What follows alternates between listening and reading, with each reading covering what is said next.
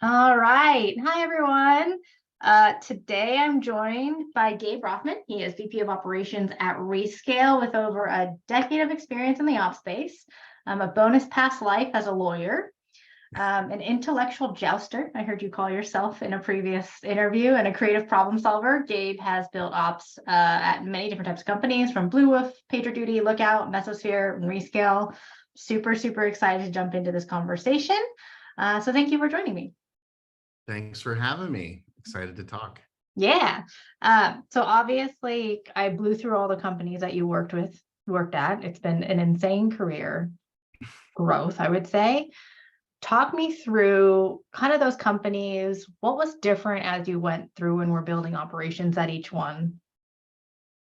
Yeah, so I mean, obviously at each stop, the scope of my role was different and, obviously grew with each progressive step. So that sort of colors what I was doing there. The needs of each of the companies I've been at, from like a growth perspective, operationally, were actually fairly similar. I started at each one at a relatively similar stage.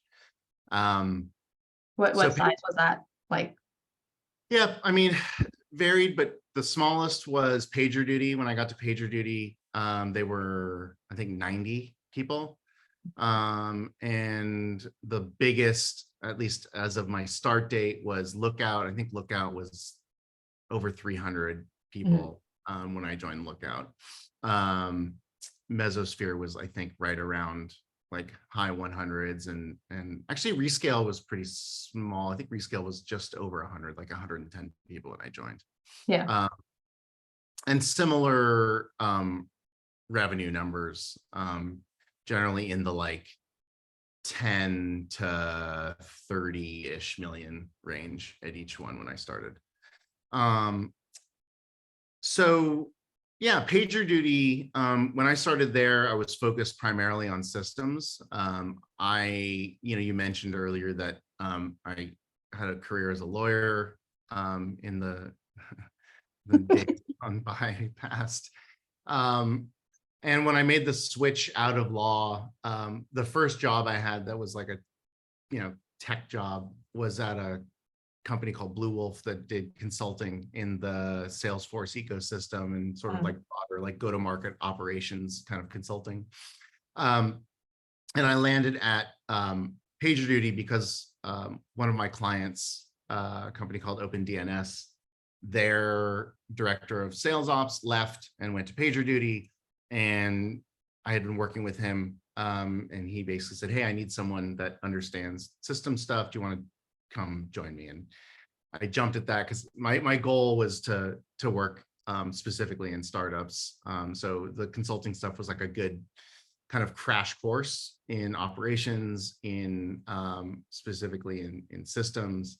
But my goal was always to make the move out. So I went to PagerDuty, and I was, like I said, very focused on building out the stack, really getting their Salesforce instance dialed in, and just being the sort of like go-to resource for everything go-to-market systems. And they were very young. They didn't actually have anyone doing systems. So it was, which is pretty common. A lot of times, when you first come into a company, especially if you're one of the first operational hires, the systems are, held together with duct tape and Gum. And they like are built by someone who, through no fault of their own, is not an ops person, right? They're like a salesperson that maybe knows how to do administrator level stuff, sort of, or something along those lines, right? So you have to kind of like disassemble and reassemble stuff. Yeah. And so I was there for a little over a year. I will say leaving PagerDuty was not the greatest decision in retrospect. Hey, Um, I joined like after you built foundation, because when I joined PagerDuty, it was 400 people. oh And yeah. so it probably was a totally different company Yeah, from like when you saw it.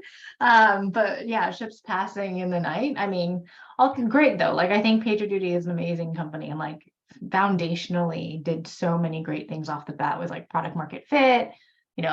I think did PLG before product led growth was a thing. I think always had a absolutely. really good like operational focus within the company. And so a great place to like get into tech and build out career. PagerDuty, and obviously it was my first startup, so naturally it was the first place I ever saw product-led growth, but they did it so well from the start. I sort of just thought like, oh, that's just how all tech companies do it. Yeah. One of the things they did, I don't know, maybe they still do it. I don't know. Maybe they were doing it when you were there, but one of the things they did when I was there, that was part of their free trial slash self-service process, which was super smart. It was, to be honest, a pain in the ass operationally, but it was super smart from like a Business revenue standpoint. is that so when someone would sign up for a free trial, they would have them sign up for like X number of seats, Mhm. right? Free trial or self-service, right? And that would cost Y amount of dollars. But what they would do is they allowed people to add additional users Yep. unlimitedly at will. And rather than co-terming those seats and extending the contract, they would just pull the expiration date of the contract forward proportionally based Yeah. on the number of seats. And so what would happen is, people would sign up, they'd start using it, they go, oh, this is great. And they would add a bunch of people and their renewal would come up in like 5 months or 6 months. And then they'd be like, well, we really like this and we're not going to not renew. We're also not going to boot all these people that we've added to the platform off the platform. So we're just going to renew at the higher amount. Yep. And that was a really, really powerful product-led motion.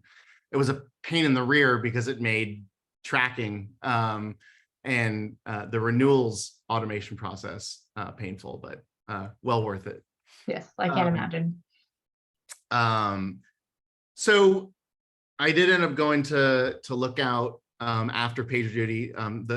The person who brought me in to work at PagerDuty with him left and went to Lookout. And I was very torn. I really liked PagerDuty, but I also really liked working for this. His name, I don't know why I'm being evasive about his name. His name's David Hong. We worked together multiple times. He's a mentor of mine. Oh, I just met him. Is that You, GitLab? yeah, David's Yeah, at GitLab. yeah, yeah. I just chatted with him. Yeah, yeah, yeah. What a Yeah, small David's world. awesome. Yeah. Yeah, really, really, really strong ops leader. Um, Having had the experiences that I had in law, with having multiple pretty terrible bosses, I really came to value having a strong leader and working for someone that you like to work for. And so while I was torn, I did make the decision to follow him to Lookout.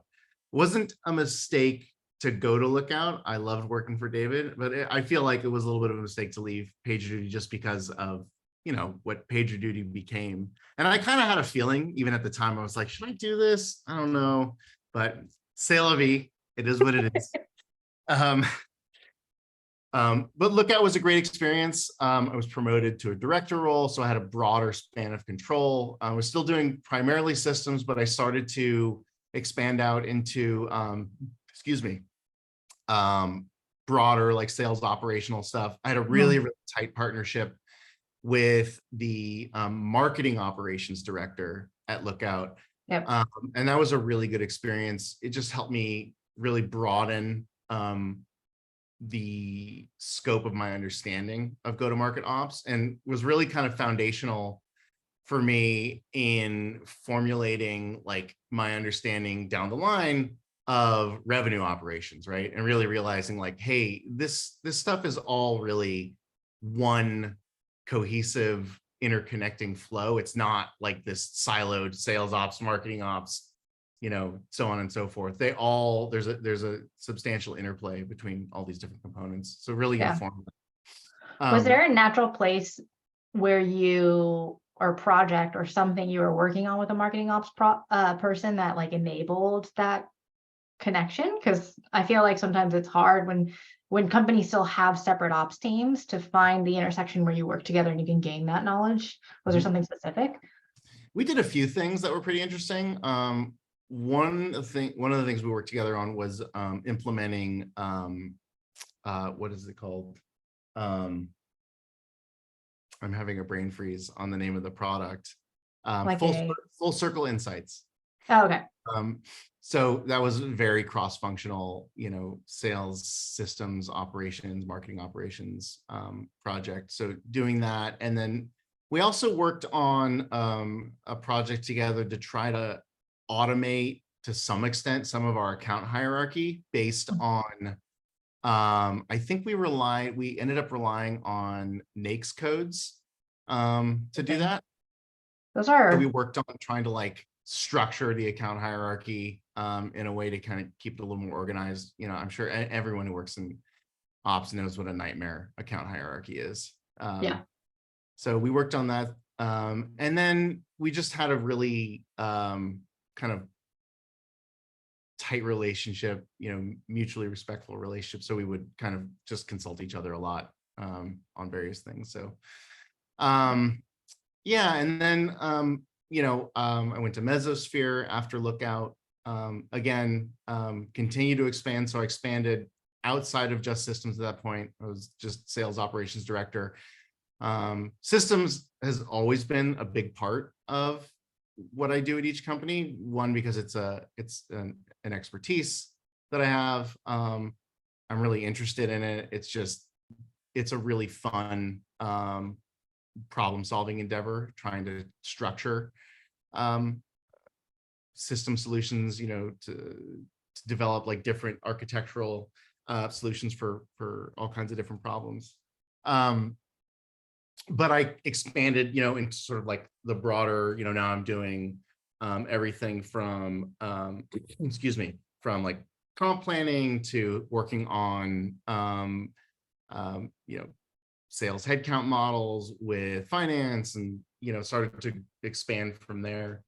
And then finally landed at Rescale, where, fast forward to now I'm running the whole operations team, which is sales operations, marketing ops, partner and customer success ops, business operations, and go-to-market analytics, as well as pricing and packaging. The whole shebang.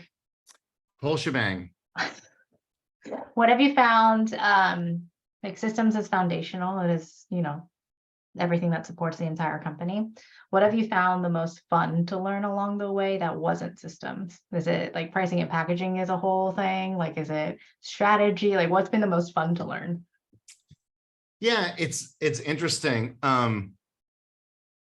So to briefly digress on that topic, the systems kind of foundation has been a little bit of a double-edged sword in that way, because for one, like I find it so interesting and so compelling, that, and it also is such a large foundational kind of element. It took me a while to really like break out of the systems first paradigm. Like everything starts with the systems, and then we kind of like expand out and develop an understanding of process and strategy from there. And so it took me a while to really develop like a stronger strategic focus on how to do operations. Yep. So I think like, so actually comp planning, I find interesting. Okay. The management's terrible. I don't like the comp management piece. But the planning exercise is actually pretty interesting. At least the way we do it at Rescale, because at Rescale, it's very interconnected to the overall annual planning process. So like we start, and because BizOps rolls up to me, we start with operations and finance collaborating on the overall, say, annual planning, this year 2020 planning, where we're talking about what is our, starting with like, what are our sales targets? What is our growth? What is our new logo target? And then how are we going to resource to support those things? Are we adding customer success, new AEs, so on and so forth. And then tying that into, okay, given that this is going to be the structure of our team from a headcount perspective, these are the goals that we've defined. What are the things that we're going to do from a comp planning perspective to incentivize the behavior we want to hit those targets, right? That exercise is really interesting because it's essentially game theory, right? Yeah. You're basically trying to socially engineer your sellers and your customer success team to do what you want them to do, right? Yep. The understanding that they are going to try to game it to make the most money that they can, which I don't even mean that like pejoratively, like there's no judgment there. Like that's why they're great at their job. Like, that's right? That's why they're motivated. So it's their job to like do whatever they can to make as much money as they can. And it's our job to make sure that like that hunger results in the best possible outcome for Rescale. So that aspect of comp planning, because it's really a game theory exercise, is super interesting. Jonathan at Retool, who leads RevOps there, he did a session with us in a past event about their comp planning, and they have 3 different levels of comp planning. There's the annual comp planning, which is tied exactly to financial metrics. There's a manager level comp planning where they can do basically like manager level bonuses. I think like monthly or quarterly, I don't remember exactly what. And then they have spiffs, and that's all like programmatically built in. So depending on what they're experimenting with, like there's 3 layers that you can play with. For you guys, when you're thinking comp planning, is it playing with like logo targets versus revenue targets? Is it like, like the overages that goes in? Like, what's the pieces that you like to play with?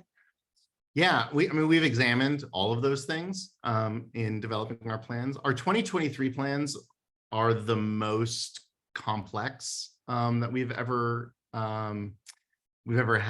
And part of the reason is that because we're a consumption, primarily a consumption business, the concept of a renewal is loose, right? Yep. It's super mushy. And so in order for us to develop plans that incentivize like renewal and growth and new logo, the new logo piece is a little easier, although we have to have pretty strict rules about like what constitutes a new logo and like when an account can have a new logo deal on it, right? We have a limit. You can only have like a maximum of 2 new logo opportunities, closed one, on a given account. What is new logo defined as for you guys then? So that part is hard. We do allow some amount of discretion there, but basically, certainly a brand new company that we've never sold to. But beyond that, it can be anything from a new like global or like regional business unit within a company. And it can even be a different sort of like topical business unit. And we sell to a lot of heavy industry, aerospace, automotive, so on and so forth. So like within automotive, right? Like we might have a business unit that is supporting a specific like car model or line of cars, and then maybe we're supporting their like racing team also, right? So different business units, different regional offices and business units generally. And then we do give a bit of discretion and basically, ask our AEs, to try to exercise some level of like honesty and discretion about how they structure their accounts. Yeah, that makes sense. The growth versus renewal piece is hard, right? We don't necessarily, we're not necessarily able to say like the renewal is going to come on this date, right? The contract was signed on this date last year, so it's going to come on this date this year. Consumption patterns in high performance computing can be very spiky. And a lot of companies deliberately underestimate the amount of core hours they're going to consume. So typically, well, I wouldn't say typically, but often, 1-year agreements end up, being consumed within 9 months or 6 months. I mean, we have a customer that we're going to close a deal with this quarter who burned through their annual, we call it a deposit, right? Yeah. They just chunk of money, burned through their deposit in 3 months. So, Oh my God. yeah. So the way we have to do it is we basically just have to annualize the spend, right? So we just look at what was their total bookings for the previous year. Yep. And then we try to rationalize that against their consumption patterns to make sure that we don't over or underestimate what we expect their current year consumption to be. Yeah. And there's, a whole bunch of like art and science that goes into like figuring that out based on like looking at their historical consumption, looking at their bookings, looking at like at the beginning of the year, they closed a couple of like 1-year deals and then they burned through those 1-year deals really fast. And then the third deal they closed that year was a multi-year deal. So it looks like their consumption, their bookings for the year should be this, but it actually should be less in this year because they're now locked into a multi-year contract. There's all these different features. But ultimately, we're trying to basically say like the renewal target, like the renewable amount for this customer, we think is going to be this. And so we set that as the target and basically say anything that you close above that amount, we're going to call growth. And we generally have, we do adjust it from account to account, but we're generally looking for like 1.3 to 1.4x growth on existing customers. And is that a comp like bonus that's capped like annually, because that spend could happen at any part of the year? Or is that like you break it down into quarterly goals, take that annual like estimate you think, and then quarterly, and then try to have the reps grow it like that? Yeah, the AE goals are annual goals. Got it. Okay. But what we did this year, and so this was actually the biggest challenge, was in years past, not only have we not really made much of an effort to split out renewal, honestly, renewal growth or new logo. So like, for example, last year, we just said, what do we expect this AE to renew in total? Yep. And what do we expect them to add in new logo? What do we expect them to add in growth? And just said, your target is this. Yep. Right? It's this total amount, just a big block. Big number. That's it. Big number. And then we had new logo deal target. So like actual number of deals closed.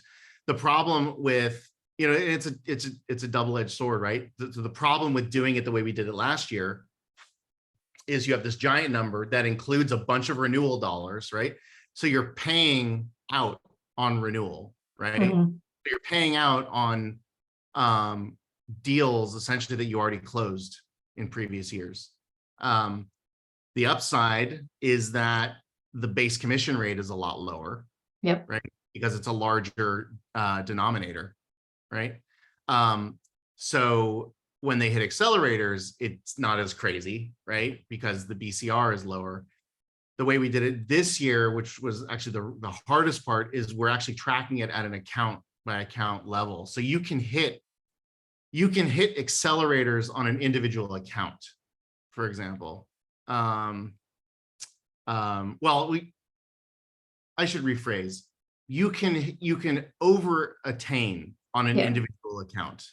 Right. So you can say like, because this company, we expected $100,000 and you brought in $150,000, you can accelerate on that 50K or whatever portion. And you can do that for company A, B, C, D, all the way down the chain.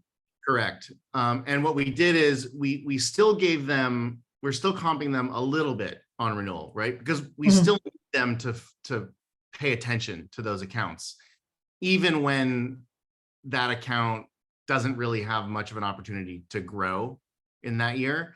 So we basically said, we just set a flat renewal rate. We just said, you're going to get, basically the renewal component of your plan is 20%, right? Yep. So like if you renew if you renew 100% of your book of business, that'll be 20% of your variable, right? And then the rest is new logo and growth. And so trying to do that at an account by account level was a challenge, right? We literally had to go account by account, right? And make sure that everything was adjusted properly. So we had to pull a bunch of data, figure out approximately what it should be, and then go account by account and adjust it, right? Have conversations with sales leadership to understand, like, this account, it's not going to grow for this or that reason. Yeah. So, we need to tweak the target or whatever. So that was definitely a challenge. And then the comp tracking piece is a big challenge there. We had to really, we had to develop a fairly complicated set of back-end automation to calculate the commissionable amounts. So is that homegrown? We built so not the commissions themselves.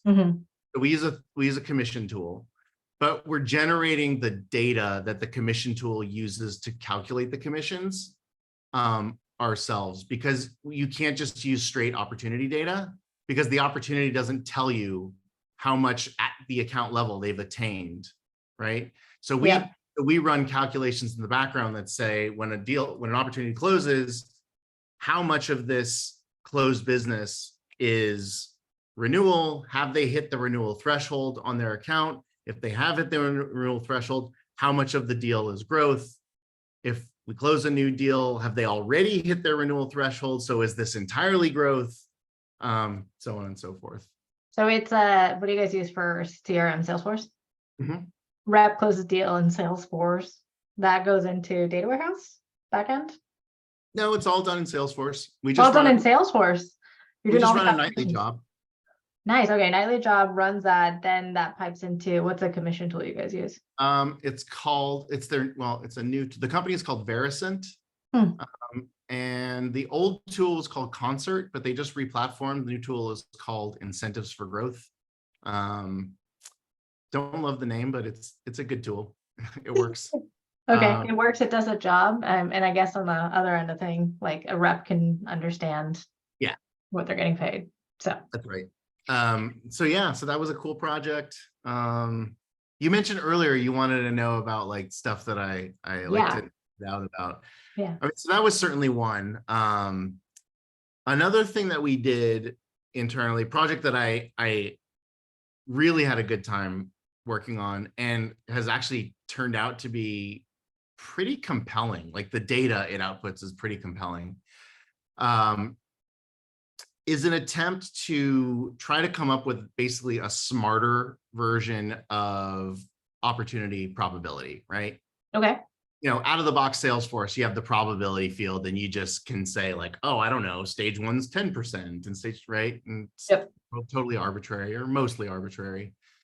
So what we did was we started by just trying to take a look at just painting with a broad brush. What does our close rate look like stage to stage, just period? If it's in stage one, what percentage of those deals closed? If they make it to stage two, what percentage of those, and so on and so forth. Then we looked at it and we said, okay, well, what if we segment it by existing business versus new? Because obviously those are very different sales cycles, right? Yep. We looked at it that way. That was useful. Then we decided, well, let's look at let's include sales velocity as a parameter in this, right? Because let's try to see, like, if we look at the sales velocity from different perspectives, does that change the likelihood that a deal is going to close? And so I pulled a bunch of data and just looked at, you have to figure out, like, where are your breakpoints, right? That you're going to look at these, like, sales velocity cohorts from stage to stage, right? So you're looking at stage one. How long was it in stage one for? You have to kind of develop breakpoints to cohort the data. And I didn't want to do it arbitrarily. So what we did was we developed a standard deviation, based, like, statistical model for each stage. So we said, like, okay, in stage one, what is the number of days in stage one that would put a deal within one standard deviation of the mean time in stage, right? And then two standard deviations, and three, and so forth. We went out to three. And what we found after segmenting the data that way is that in literally every single stage, there was a like highly compelling correlation between being within one standard deviation of the mean time in stage and closing, like, a closed won success. And it went all the way out generally to 3 standard deviations. So almost always within one standard deviation was far better than anything else. 2 standard deviations was better than 3. 3 standard deviations was better than outside of 3. But what we discovered is that if you're within 1 standard deviation in any given stage, the likelihood of close is usually, like, at least double what it was if it slipped outside of that range. And so do you calculate that, like, average number of days in stage, so your probability changes as it moves stage? So I'm asking, like, okay, it's 20 days in stage one. When you move to stage 2, do you start the counter over, or do you go, okay, so it'd be like 20 days in stage 1, move to stage 2, net new, like 10 days in stage 2, move to stage. Right. So like if a deal was in stage 1 and for whatever reason it just got stuck in stage 1 for a long time and was 3 standard deviations outside of the mean time in stage 1, the likelihood of close, according to the model, would be really low. But as soon as it moves to stage 2, well, our assumption is, well, whatever was going on with that deal in stage 1 has been resolved. It has made it to stage 2. So we're clearing the slate and we're starting the likelihood. And our assumption is that, like, all of those different, like, vagaries that happen throughout the deal cycle even out when you look at the data in the aggregate, right? Because what we're trying to do is, like, basically say, well, we don't necessarily know at every stage what things exactly are driving these things to move forward. And maybe we'll look at that down the line. But what we do know is that there is a strong correlation between time and stage and close one. And we're going to assume that all of those different little things that happen throughout the sales cycle are subsumed within the model, right? The model is accounting for it. And so what we did was we took that, we basically took those win rates, right? So we had a win rate. Every stage would have basically 4 win rates, right? You'd have 0 to 1 standard dev, 1 to 2, 2 to 3, and then outside of 3. And we applied the win rates and the actual days in stage thresholds to our opportunities in Salesforce using all the custom metadata object. So we, like, house it all in a custom metadata object, and we parse it out by new versus existing, and then we just have a flow that runs a nightly job that looks at the opportunity and it updates the values for what the, like, probability coefficient should be based on the time that op has been in its current stage. And then we have a report that we can basically model out, like, what is our probability model predicting our total one business for this quarter to be, right? And then we shot it every day, so we can see over the course of the quarter, like, how has it fluctuated. Where do the snapshots go? Like, how do you guys look at that? How do we get the snapshots? Yeah, how do you look at it? So we have a report that you can look at in real time. If you just pull up the report, it'll tell you, as of today, here's what the model is predicting for our existing logo business cohort, our new logo business cohort, our entire cohort. And then we snapshot that report, right? So we just run a snapshot job on that report. And so, like, last quarter, I think there was like maybe $1 million, so like a 10% discrepancy between the day one prediction and the actual. Wow. And it fluctuated by like maybe a maximum of 15% throughout the quarter. So it was pretty like consistent. And we had a similar result in Q4, which was the first time we did it.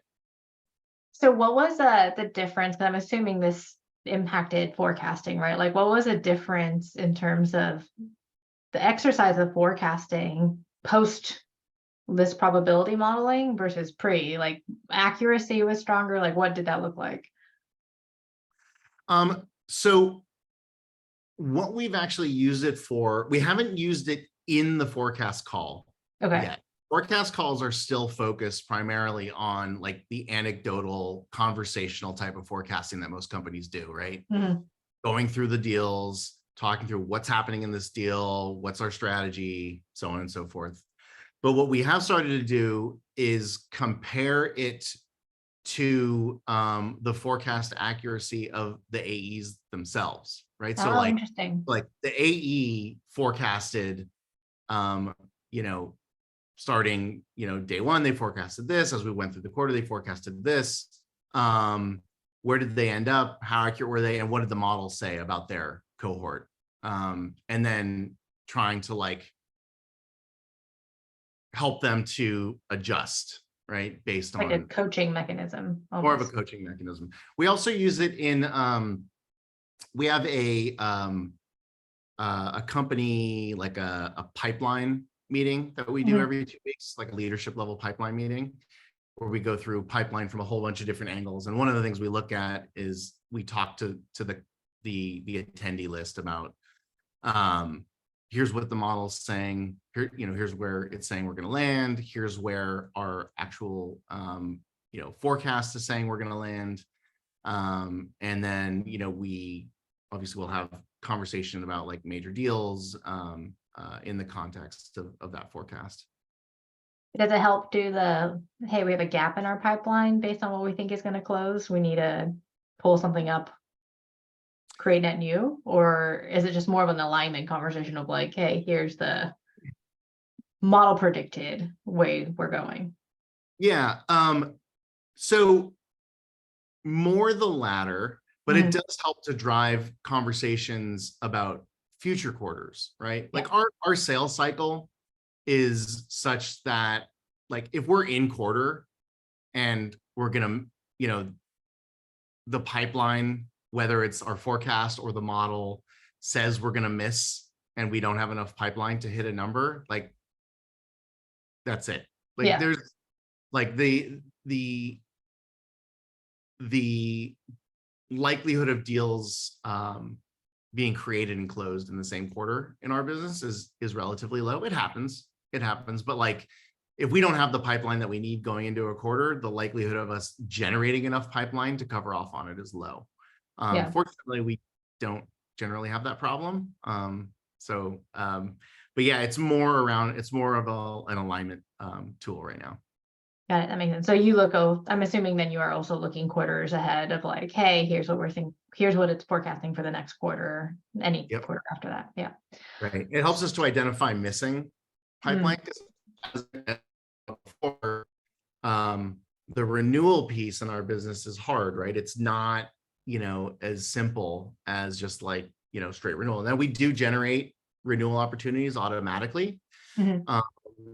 But that doesn't necessarily mean that those renewal opportunities are going to cover off on all of our necessary like existing pipeline, for example. So it helps us to identify accounts where maybe we're missing pipe, right? And we can go and talk and say like, hey, why is our projected, close on this account so low compared to last year? And like, oh, well, I haven't updated the amount on the op or whatever, right? Whatever it is. Yeah.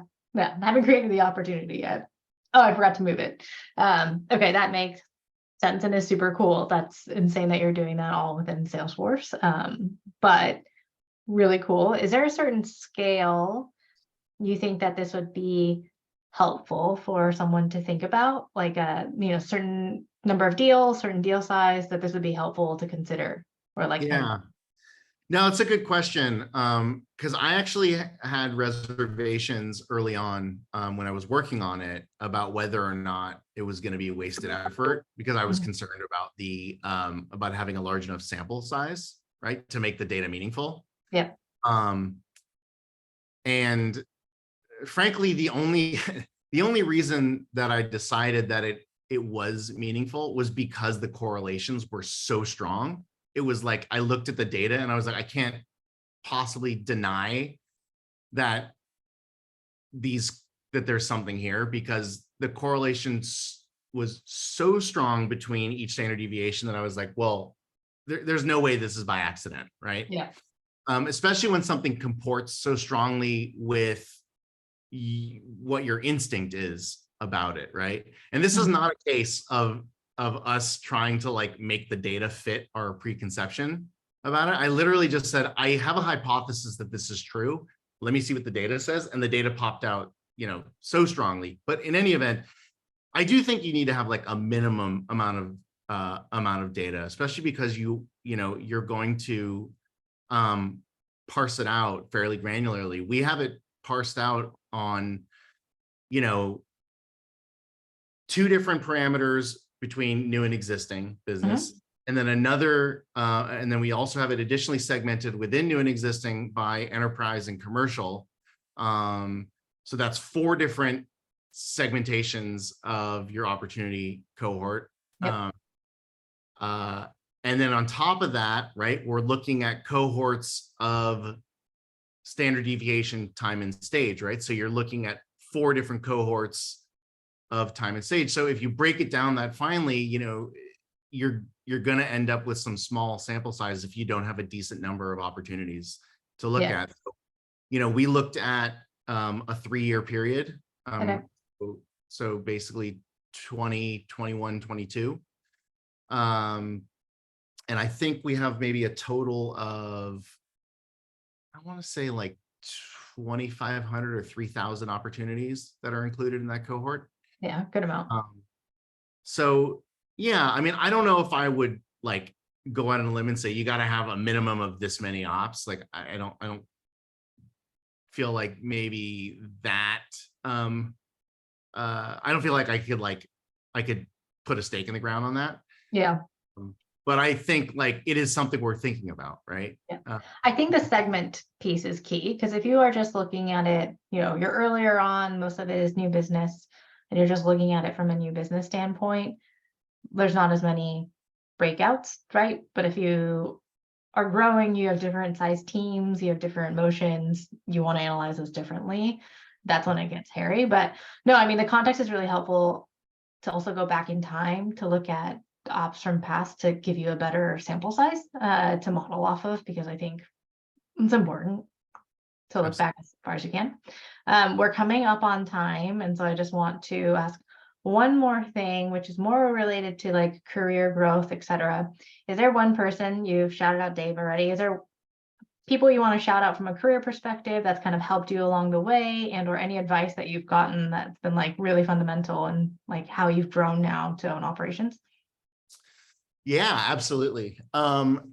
So one person, this is a little bit sappy, But one person that I absolutely would shout out is my wife. Oh, My wife is also in the tech industry. She's the chief marketing officer at a security company called Census. And she is a badass and we is love it.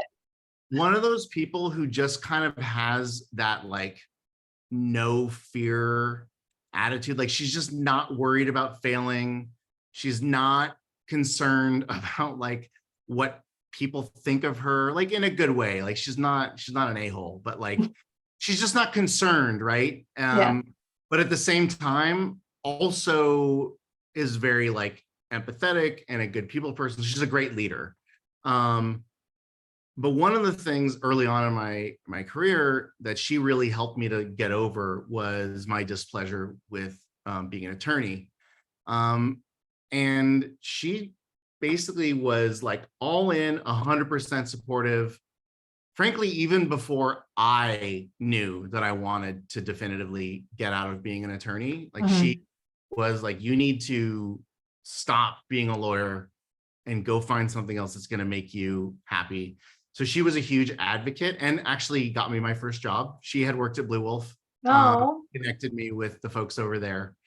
And then also just having her as a resource to bounce ideas off of, marketing is so ensconced in the GTM process that we talk shop a lot, bounce ideas off each other. And so she has been an amazing support system, teammate, mentor.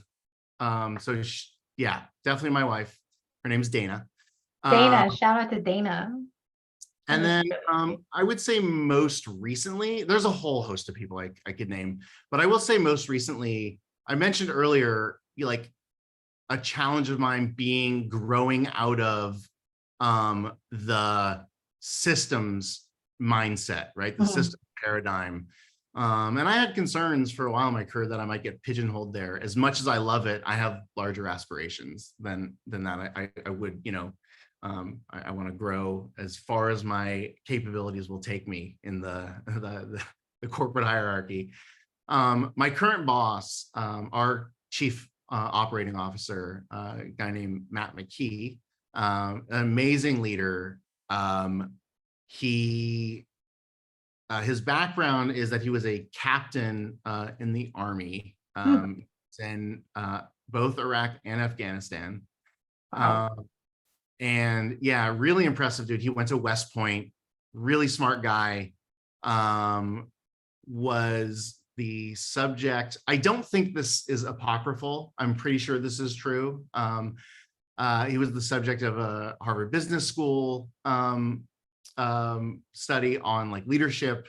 Interesting. Um, and he's just a phenomenal leader. He's a very strong strategic thinker.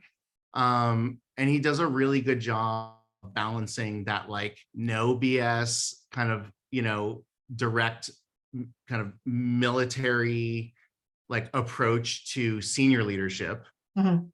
with being a really good mentor and really like understanding the needs of the people that work for him, and understanding and effectively communicating in an unvarnished but helpful, constructive way, like what you need to do to advance your career.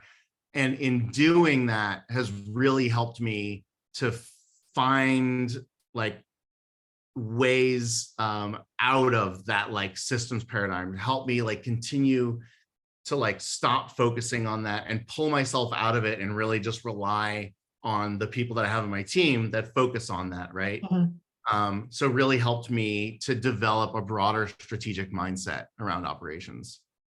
Amazing. I think that like great mentors and great bosses are so foundational in how we grow up. Like some of the best learnings that I had was so early on in my career. Like my managers and the directors that I followed and like modeled my brain and thinking off of.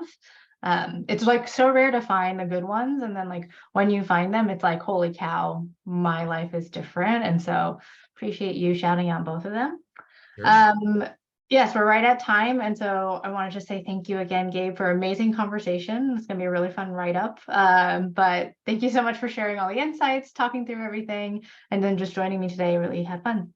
Of course. Thanks for having me, Minami. Anytime. Love to All come right. back. Talk to you soon. Alrighty. Take care.